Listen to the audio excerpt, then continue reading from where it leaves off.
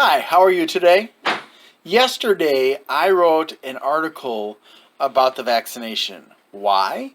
Because on Monday, my daughter and I went to a mass vaccination center at her high school in order to get the vaccinations. She got hers, but because I was on the very tail end of a mild sore throat, it wasn't a serious sore throat, as well as a little bit of a cough, which may have been related or may have been from my allergies to see, the springtime seasonal type allergies.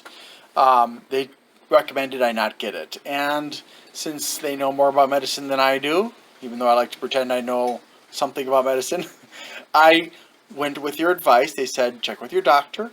So I had a video conference with my doctor, and we discussed the situation, and he felt that I was safe to get the vaccination. So I went yesterday, Thursday, to get my vaccination done. And my daughter, when she'd had hers on Monday, she told me afterwards that when the lady depressed the plunger of the syringe, she said it felt like a nail going into her arm. Well, I don't know if that lady's just not trained very well in doing injections or what it was, but when the nurse who took care of me yesterday did it, I barely felt the needle go in, and I did not feel the injection itself at all. Now, they do recommend that you move your arm around a lot to help, because it's injected up here. I'll show you. It's injected up here in the deltoid muscle. So they do recommend that you move your arm around a lot. Even if it's in other parts of the arm, you should exercise it to help it diffuse faster through the muscle so it doesn't have so much of a soreness to it. And I did do that. And so it's just slightly sore to the touch. I suppose if somebody punched me, it probably would hurt more. And it's slightly sore to move around, but not really much. I used it just fine today. Anyways, I get my next dose next month, of course. And this is the Pfizer-BioNTech vaccine that uses the messenger RNA technology to deliver the spike protein so that the immune system can fight the spike protein without having to deal with the virus itself. Sorry, my brain is just brrr. Okay, so I wrote an article and I put it on my blog on Steemit. It's called SARS-CoV-2, aka COVID-19 vaccinations in the U.S. because they're not vaccinating against COVID-19 actually, they're vaccinating against the virus, SARS-CoV-2, or SARS, which is, if you remember the old SARS that happened, a decade or so ago, and CoV means coronavirus, and 2, so this is the second one that's similar enough to SARS, the original SARS, to be considered in the same family, I guess you could say. So, I'm in a low-risk group, and so are my kids.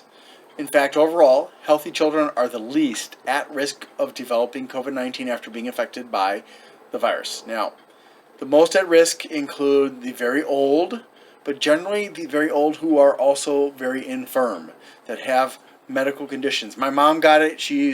When she was 82, so she got it last year, and she had fatigue. She slept a lot. She had diarrhea. She didn't have much of an appetite, and she got over it. And she's had her vaccinations already, and she's just fine. I got to see her a couple weeks ago, in fact, and I actually, for the very first time in over a year, I got to give her a hug, which felt so wonderful. Anyways, I digress from the article itself. So, why did I get vaccinated? There are people I've met, including some people I know and love very dearly, who refuse the vaccine, and not just, some of them not just this vaccine, but some people refuse vaccines in general, and it really saddens me because I'm very well aware of how many lives have been saved by vaccines versus the infinitesimally small number that have been traumatically affected by vaccines, and that's usually because of allergies. So first reason I got it is there's a much higher chance that I will get infected by the various strains of SARS-2 if I don't get vaccinated. Duh, hello. 2, this means that there is a higher risk of getting COVID-19 if I don't get vaccinated. I'm not interested in that. I mean, the virus isn't going to go away. Does the cold go away after a few years? No. Does the flu go away? No. These things are here to stay. So if I get the vaccine now while I'm very healthy and relatively young at 54 years of age, I'm going to be much safer in the future. So I'm looking to the future. Number 3, I care about healthcare professionals, and I know how terrifying and traumatizing it's been for them, as well as the loss of so many doctors and nurses globally. So I know because I have family members who are nurses. Hi, Bonnie and Pat. I also have a dear friend of mine from high school named Kathy. And hi, Kathy, I miss you. And I don't want them or any of the other healthcare professionals who put their lives on the line every single day to help us. So I feel it would be selfish of me to not get the vaccine. Number 4, I care about those people who are high risk and don't want to accidentally make them suffer. So my dad, my mom, well, they're old, 80, 81, 82. I have an aunt who's in her 70s. I have other family members who are also older and infirm. I have friends who are also at risk. So I don't want them to get it. Number 5, health edicts related to COVID-19 are unlikely to apply to me as they will with non-vaccinated people. So, for example, I can go to the house of somebody else whose entire family has not been, or has been vaccinated, I should say, and none of us will have to wear a mask in that house. Okay? And also, if you look at the most recent, somewhat confusing CDC advisory regarding those who've been vaccinated versus those who haven't, I will be able to do many things outdoor with relative safety, certainly compared to non-vaccinated people. And I won't have to wear a mask for many of them. Number 6, in order to naturally achieve immunity to SARS-CoV-2, I would have to be infected with multiple variants of the virus. Now, when I say multiple, I don't mean 1 or 2. I mean probably at least half a dozen before I would be immune to all variants. Because as far as I know, there are at least half a dozen major variants. And within those major variants, there are many, many minor variants. It's the major ones we have to be concerned with. You get immunity to one major variant, you get immunity to all the minor ones within it. These vaccines should, in theory, therefore, create immunity to all variants, okay? Number 7, my risk of getting infected by SARS-2 will likely be 0%. And even if I get infected, my risk of developing COVID-19 is decreased. And even if I do get COVID-19, my risk of dying of it is also decreased. So it's like triple bonus. I've gone to a horse race in bet, and I won 3 times without paying any money. Number 8, least but not least, my daughter kept reminding me. Now, I like to use credible sources. And there are a lot of sources out there where they are targeting people and they're not credible sources. They use people who are doctors who are unethical, or people who pretend to be doctors, who pretend to have expertise in the areas of immunology and epidemiology, and they don't have those. They don't have it. Okay? So I look to expert sources. I look at reputable universities, and I look at reputable scientific and medical sources, the World Health Organization, the Center for Disease Control, the various scientific journals, and so on and so forth. I don't generally pay a lot of attention to Wikipedia or My Health Blog or one of those other ones that just kind of pop up. Look, I've been doing computing for a long time, and I kind of follow, about security and fraud and stuff like that. And there are tons and tons of websites that are deliberately made to trick you. Why do they want to trick you? Well, there are various reasons. Sometimes it's because they want to get your vote. Sometimes it's because they want to get your support. Sometimes it's because they want to get your money. And sometimes they want to rip you off in even worse ways. So they'll sell you stuff that they say will help, which hasn't even been proven. So let's take a look first of all at the shot that I got, the Pfizer BioNTech. Okay, Pfizer BioNTech. Oh, there we go. So the highest efficacy rate is that's Pfizer's. Yeah, okay. 95% after two shots, around 80% after only one. So 80% of people who get just one shot will be safe. And 90 to 95% who get both shots will be safe. Okay? Now, 2 shots are supposed to be spaced at least 21 days apart. Mine is going to be a month apart. Number 2, it has the second lowest rate of immune system responses. Okay? Common reactions include chills, headache, pain, tiredness, and or redness and swelling at the injection site. My daughter had tiredness. She slept for several hours after her vaccination, and she said for a couple of days that her arm was sore. I had my vaccination right after work, and I often come home and take a bit of a nap. So I don't know if that nap that I took was because of the work or the vaccination or both. It wasn't a long nap, so I think it was just me recharging my batteries after a hard day of... it was a hard day yesterday, so it was one of those days where I spent most of my day putting away inventory that had been brought in by our vendors. So yeah, a lot of lifting and moving things around. Now, the reactions that most people have usually end in 1 to 2 days. If you have reactions, especially if they're more serious ones, if they don't stop after 72 hours, you should definitely seek medical attention. Also, if you have very strong reactions, you should contact your doctor. The government does offer a program that allows you to submit your data about how the vaccine went for you to the government so they can keep track, not of you, but they can keep track of how things are going, whether there are any problems that are cropping up that they need to deal with.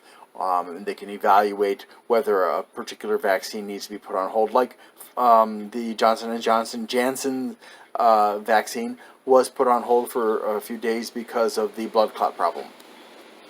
Okay, so number 3, it doesn't put the virus in my body, meaning I have no risk of getting the virus from the vaccine. It uses mRNA, or messenger ribonucleic acid technology. Ask your biology teacher if you slept through the sections about RNA and DNA. Ugh. Number 4, the name sounds so cool. I mean, Pfizer sounds a lot like phaser. Pew pew, zip zap. Okay, so this is approved for people ages 16 and older. Proof of safety for kids 12 to 15 has been submitted to the government for approval. Finally, the risks with the Pfizer and BioNTech are an anaphylactic reaction, which is a life-threatening allergic reaction. If you've ever heard of the EpiPen, when you get a bee sting or you eat the wrong food and your face is swelling up and you can't breathe, that's what we're talking about. It's treatable with the EpiPen, which contains epinephrine. Now, the risk of having an anaphylactic reaction based on the 90-some million people who've had at least one shot from any of them, but I'm sorry, I should just narrow it down to the majority of people who've had vaccinations. It's probably Pfizer, okay? And the risk of you having an anaphylactic reaction is point. Now you count with me, okay? 0, 0, 0, 0, 0. Wait a second. 1, 2, 3, 4, 5. 0. 6 zeros. 6,111,111%. So that's not even. That's like, let's see, tens, hundreds, thousands, 10,000s, 100,000s, millions. If that's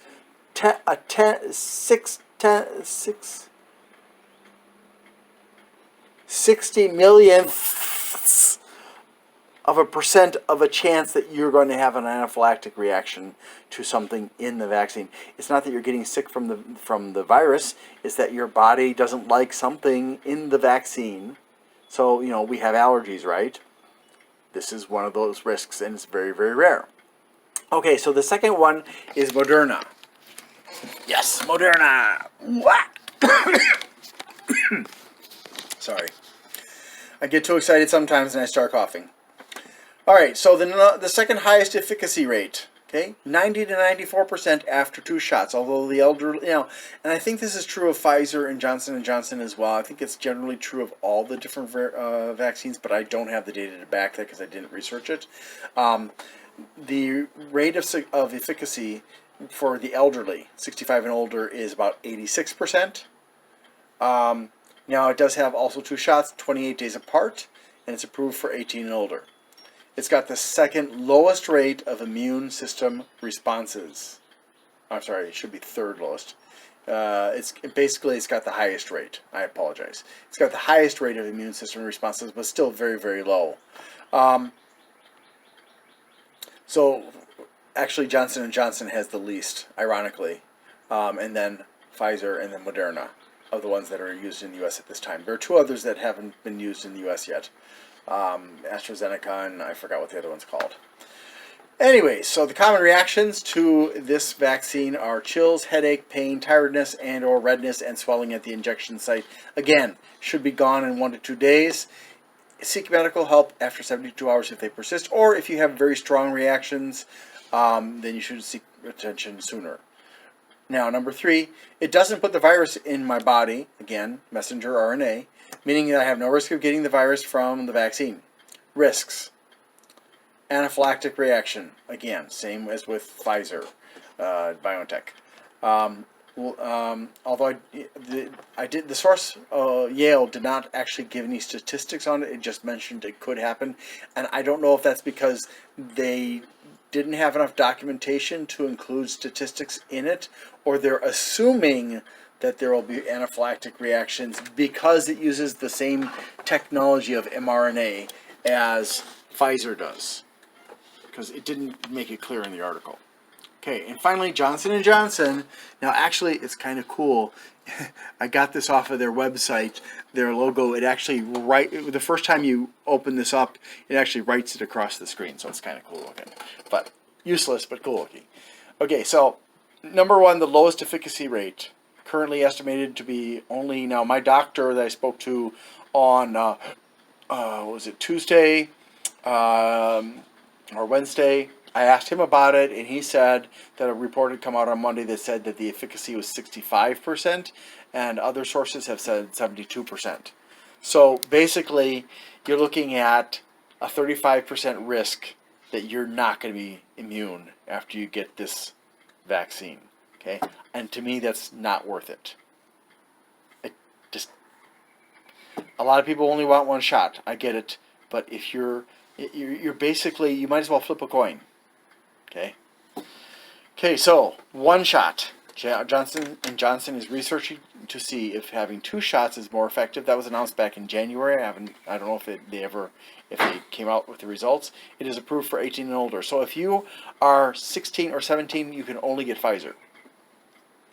Okay, so common reactions include fatigue, fever, headache, injection site pain, or myalgia, which is pain in a muscle or group of muscles, which also ends after 1 to 2 days. Again, seek medical attention if your reaction is severe or if it's been 72 days and it hasn't stopped. 72 hours. Sorry, 72 days. Oh my gosh. Okay, number 3, it uses a different technology commonly referred to as a Trojan horse. So basically what they took is a harmless virus called an adenovirus, and they put the spike protein from the SARS-2 virus inside of that. So it's like a capsule for a pill, so you can swallow it more easily, and it dissolves in the stomach after. So basically they use the capsule concept, or the Trojan horse concept, in order to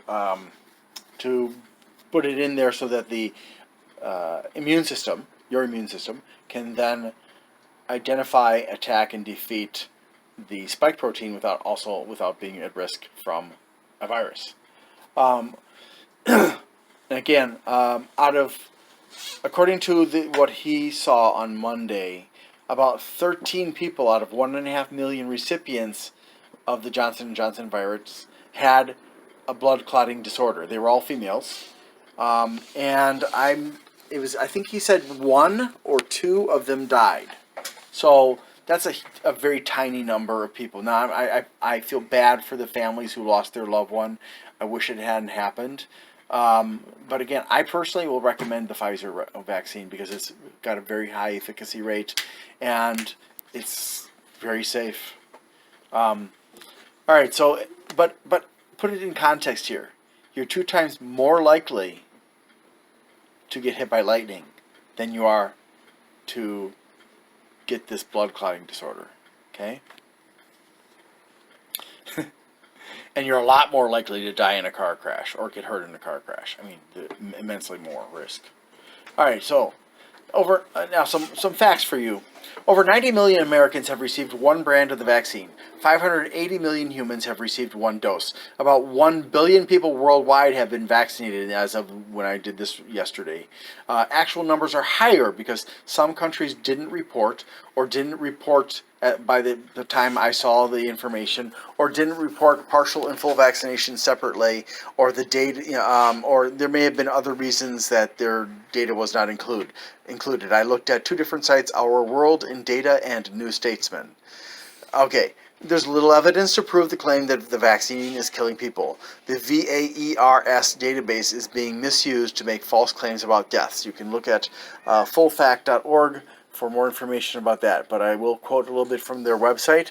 VAERS, is a passive reporting system, meaning it relies on individuals to send in reports of their experiences. Anyone, my emphasis, can submit a report to VAERS, including parents and patients. Knowingly filing a false VAERS report is a violation of federal law, U.S. Code 18, Part 1001, punishable by fine and imprisonment. VAERS report event page is where that came from. And then this quote is from the About page. VAERS is not designed to determine if a vaccine caused a health problem, but is especially useful for detecting unusual or unexpected patterns of adverse event reporting that might indicate a possible safety problem with the vaccine. This way, VAERS can provide CDC and FDA with valuable information that additional work and evaluation is necessary to further assess a possible safety concern. What does that mean? Just to summarize it, it's saying that the information on the VAERS data, which is accessible to the public, will not show if the vaccine is responsible, or if it was an allergic reaction, or if it was that that person did not successfully become immune and then immediately caught something else that killed them. There's no way to know what happened from the VAERS. It would require an autopsy and lots of checking from experts, okay?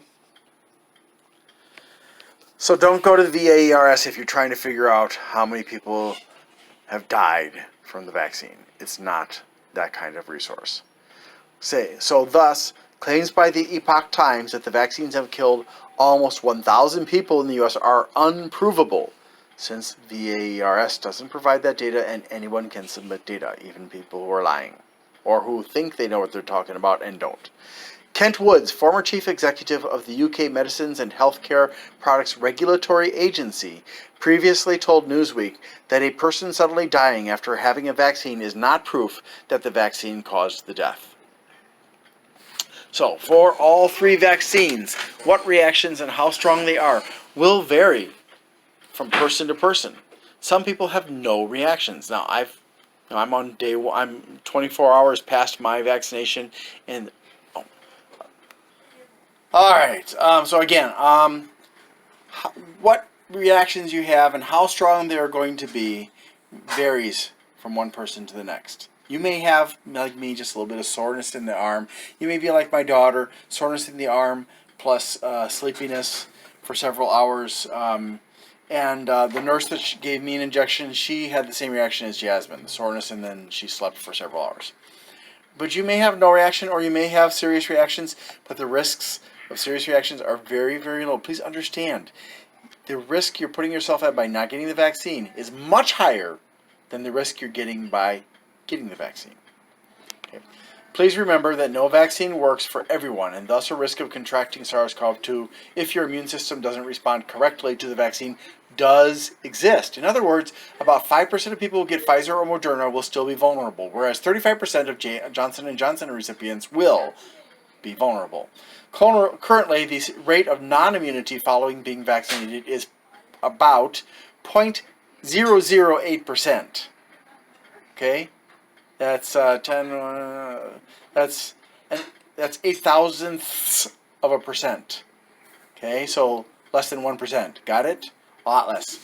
Various sources state that the efficacy of all vaccines is lower in the very old and infirm, which means that the risk of failure and complications is higher than in the rest of the population. Okay?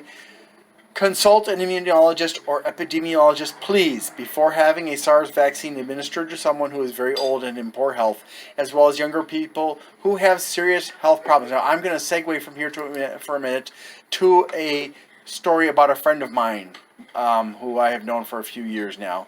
This guy, he was an alcoholic, and he drank himself to the point where his liver is stage 4, and he's got other health problems that came with the alcoholism.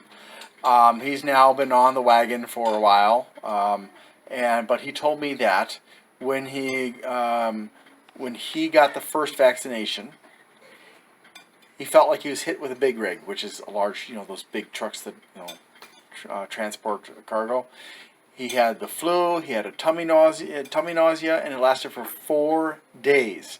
Now, he was supposed to get the second vaccination today. He went to, starts with a W, ends with S. It's a pharmacy/convenience store. And he went there today to get his second vaccination. They said he had a 101-degree fever. Sent him to the hospital. The hospital said his temperature was 98.3. So he's really pissed off. He now has to reschedule. So yeah, I told him, go to a public vaccinations clinic. It's much more, much faster. Anyway, so yes, you can have problems if you have health problems. Okay, consult your doctor if you're not sure about, and if you are currently ill with something like the flu or a cold or a sore throat or scarlet fever or whatever, consult your doctor before you go in to get the vaccination. All right. Breakthrough infections happen when someone's vaccination fails to provide immunity to SARS-2, leading to infection and the appearance of COVID-19. The rate of failure is different depending on the product used, the age of the patient, and other health factors. Now, I'm going to quote from Business Insider India. Their reporters did some research. They're actually Westerners, not Indians, if that matters to you. It doesn't matter to me, but some people have this racist problem with Indians. About 400 of the 5,800 people with breakthrough infections, or 7%, this is from a study, right, required hospitalization, okay? So there were 5,800 people who had infections after they were immunized, SARS-2 infections, and 74 of them,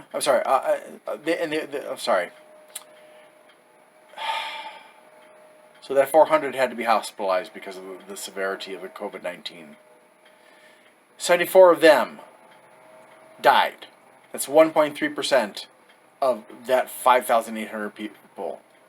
Okay. Now again, this is relatively speaking, it's a small study, considering that we're trying to get everybody in the world vaccinated, which is never going to happen because there are lots of people out there who just, no comments. Of the breakthrough infections, 29% were asymptomatic, 40% were fully vaccinated people over 60, a demographic in which vaccines are often less effective. Notice it said vaccines are often less effective. So it doesn't just apply to the SARS-2 vaccine, it applies to many vaccines. If you're over a certain age and you're in poor health, you're more likely not to receive immunity from a vaccination. Bottom line, okay? Now again, I looked at those other two sites that I mentioned before. Let me just scroll up and tell you the name. Our World in Data and New Statesman. I also looked at the CDC COVID-19 data tracker. Bottom line, there have been more than 32 million cases of COVID-19 and more than 571,000 deaths just in the U.S. We're talking about, okay, since January 21st of last year. That means that of more than 332 million people in the U.S., 9.6 have been infected and developed COVID-19, and of those, 1.8% have died. That means 0.17% of Americans have died from the disease caused by SARS. I think it's far, far, far safer to risk the vaccine, virtually any vaccine actually, than to risk the disease it prevents. Because the risk to people in general of catching it is, what was it, like 4%? Depends on the country. We're currently down to like 1% here in the U.S. But, if you look at what the scientists call the, oh gosh, I forgot the technical term for it, but basically the number of infections It's like 4% around, global average, somewhere in that area. So if you compare that, and you compare the number of deaths that have happened globally, which is even smaller than that 0.17%, I believe. Compare that to the fact that almost nobody has died from the vaccine. You're much safer. Okay? Say, do the math. It's obvious, even if you don't do the math, which one's safer. Makes me sad. Sorry. So why don't you get it? If you're one of the people who refuses to get it, would you please leave a note explaining why? It doesn't have to be a long explanation. I'd really appreciate it. I'd really like to understand. I've come up with some possible reasons. If you just want to put the number of the reason or reasons that applies to you, that's okay too. If that'll save you some time. Or I've listed 22 possible reasons, and I did have the audacity to put a note after some of them indicating that those reasons were based on falsehoods being spread by people. Okay, number 1, your doctor has stated that the risks outweigh the possible immunity because of serious health problems you have. That's a very valid concern. Number 2, your religion doesn't allow vaccinations.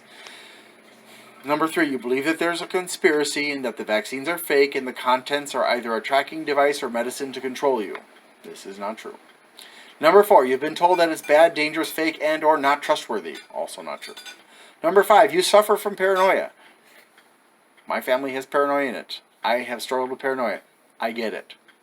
Number 6, you have been told that the virus and or the disease it causes are not real. Not true. Number 7, you don't believe you need it because you're very healthy. Number 8, your religious leader has promised that you won't contract the virus because God is protecting you. Several churches and other religions have already proved that that's not true. Number 9, you can't afford it. Number 10, you don't live where it is available. Number 11, you are afraid of the brand that is available.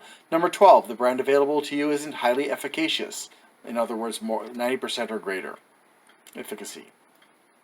Number 13, you are waiting so that others who need it more can get it first. Number 14, you are waiting to see what happens to everyone who gets it before you decide. Number 15, you feel that the vaccines haven't been tested enough and are thus concerned about problems that haven't yet been discovered, like the blood clotting disorder. But aside from that, I think you're a little bit too cautious, perhaps. Perhaps. Number 16, as a sign of solidarity for the billions who don't have access to the vaccine, you are not getting vaccinated until the world attends to the needs of all the poor nations that can't afford it. If you're doing that, please make it public. Make it a movement. At least so the people who are refusing to get the vaccine have something to stand behind. Yeah? Because there are countries that just can't afford to vaccinate their populations, and those populations are suffering. Number 17, you are a criminal on the run. Oh, I'm surprised that you're even watching this video if you are. Number 18, your parents refuse to let you even though you want it. I know some families that are doing that. Number 19, you are too young. Number 20, you are very old and fear your body may not be strong enough. Being sickened and killed by the vaccines, false. Number 22, someone told you that once you get the vaccine, you have SARS-2 and are infectious for 2 weeks. Really false. I'm sure there are many, many other reasons. I've heard a lot of false information about the virus, disease, and vaccination. You can use the numbers again if you want to put those in the comments instead of typing something out. If you appreciate this article, please share it, upvote it, whatever. Or give me a comment. Let me know what you think of the article or the video that you're looking at now. I'll put a link to the article so you can see for yourself the resources that I mentioned in it with the links. Thank you very much for watching this video, and I hope that you have a wonderful day and stay safe and healthy.